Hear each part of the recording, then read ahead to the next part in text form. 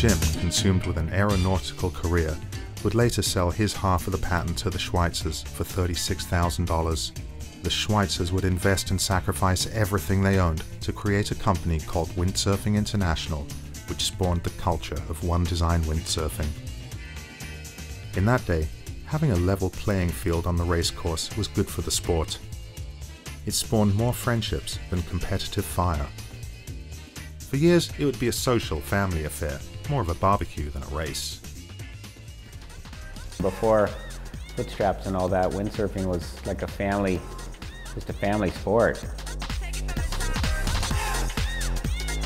So it used to be that it was a small kind of grassroots thing and people would go to race, but they would also go because it was just a subculture, you know, like a subculture of a community of people.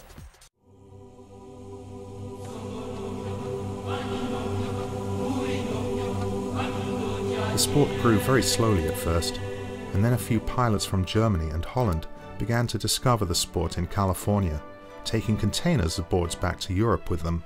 It was Matt Schweitzer and Mike Waltz, the Swatek sisters, and Lisa Parducci that enticed a more youthful bunch to try the sport of windsurfing. People came out of the woodwork, from all walks of life, from all parts of the world, to try the new sport. Europe was crazy. I mean, everybody had a board on their car, and I don't know if they ever took them off, but it was the cool thing to do. I walked along the little sidearm of the Danube where people go and sail their little sailboats, and I saw two people sailing on a windsurf, and I will never forget that because it's still like yesterday. It was really unique to see somebody with a windsurfer, and then it grew to be the fastest growing sport in the world. They treated us like kings. It was insane.